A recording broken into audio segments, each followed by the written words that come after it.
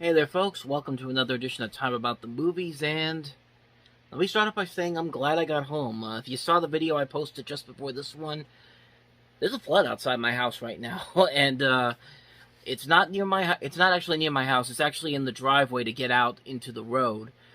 Yeah, that's covered with water right now, but luckily I'm not going anywhere tonight. Hopefully that'll be fixed up by tomorrow morning because I'm gonna go see Doctor Strange tomorrow, hopefully. But yeah, just wanted to let you know that I did make it home.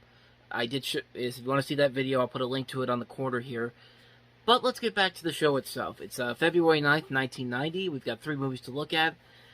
And let's go ahead and start it off. We'll start it off with Steven Seagal in Hard to Kill.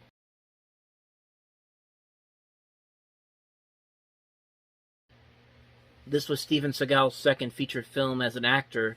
His first movie, Above the Law, was a big hit, and that was directed by Andrew Davis, who, of course, would later on to direct Seagal in the original Under Siege, and then Davis also did The Fugitive. That should probably tell you that Andrew Davis probably got the best out of Steven Seagal than anybody else, because this movie, not directed by Seagal, this was directed by Bruce Malmuth, who was also in the Karate Kid movies. Yeah, this is not one of Seagal's better movies. It's pretty generic for the most part, but I will say this though: it is a lot more enjoyable than, say, some of Seagal's direct-to-DVD movies to become later, notoriously known for. I mean, a movie like this is pretty much a simple premise, just like a direct-to-DVD movie he would do. But the big difference between that and this is that this is a young Steven Seagal. This is a guy who can at least cover the fact that he's still doing martial arts in this movie and Aikido and all that kind of stuff.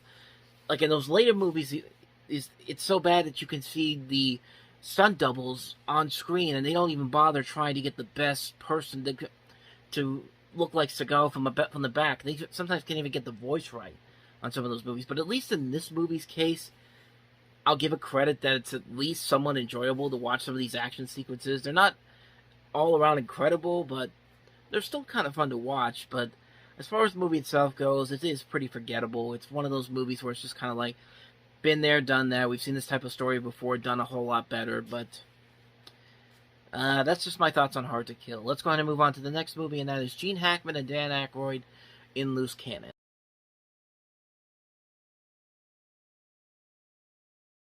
How?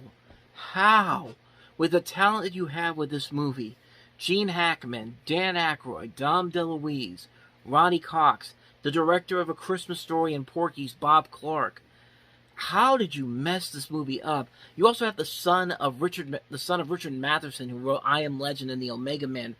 He was also a well-known horror fiction and screenwriter. How the hell do you have this movie be as bad as it is? Aaron Spelling also produced this movie. He's a prolific television creator.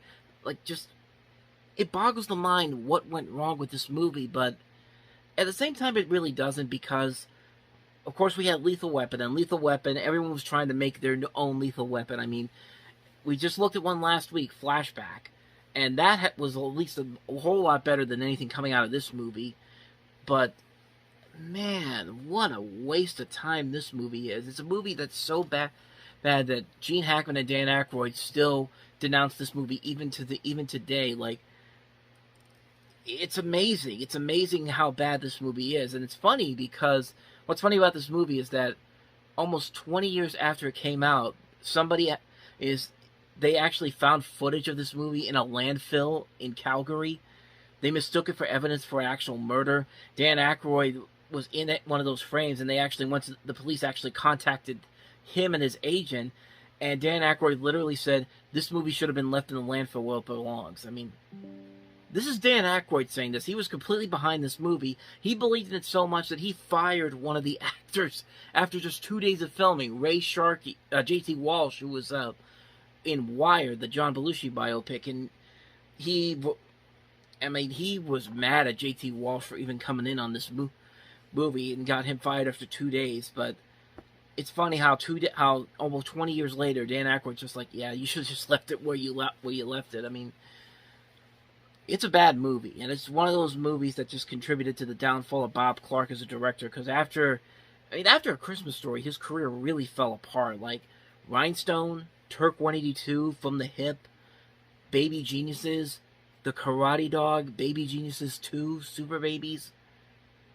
Yeah, this was the downfall of Bob Clark, a great director who just really fell apart in his later years. But that's Loose Cannons for you. It's a terrible movie, one of the worst comedies of that decade.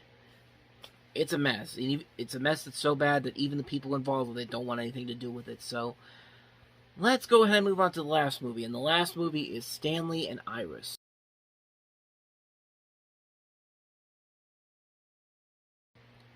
This is another one of those movies you forget that Robert De Niro was involved in. We already looked at one of them from last year, which was Jackknife. And this one is a little more well known with Jane Fonda and De Niro. It's notable because Jane Fonda, this was the last movie she did for 15 years before she returned in Monster-in-Law and kind of resurrected her career after that. It's also the last film for the director Martin Ritt, who actually died 10 months after the film's release. Martin Ritt, if you don't know, he also did Cross Creek, Murphy's Romance, Nuts, Norma Ray, The Long Hot Summer, did all these different movies, and this was the last movie he did before he died. And, I mean, there's nothing really new or exciting here about this movie. I mean, Jane Fonda and Robert De Niro are perfectly salvageable here. But as far as the movie itself goes, it's passable. It's a movie that's not really worthy of all this talent here. They even got John Williams to do the score for this movie. And when you have John Williams to do a score for a movie like this, it just, it feels really off, because when you see John Williams, you hear the music of John Williams, you expect to hear like a bigger, bombastic score because this is the guy that's been involved with the Star Wars movies, Indiana Jones, even something small like Home Alone feels natural here. But in this movie, it just feels a little too much. It just feels a little too much the score here. But like I said, as far as the movie itself goes, it's okay. It's not one I'd rather watch over and over again. I think Jane Fonda and Robert De Niro are perfectly fine here. De Niro, I think, would have better success with two other movies that came out this year that we'll definitely get into, Goodfellas and Awakenings.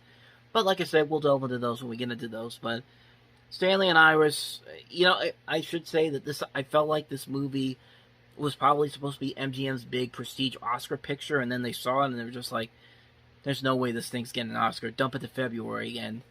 Lo and behold, February 9th it came out. But that's Stanley and Iris for you. Okay, but nothing really special. So with that said, that's going to wrap up another edition of Time About the Movies. Next time around, we'll look at the weekend of February 16th. We've got a couple movies to look at, including Kevin Costner in Revenge. We've also got Madhouse, Nightbreed. I'm trying to look at the list here.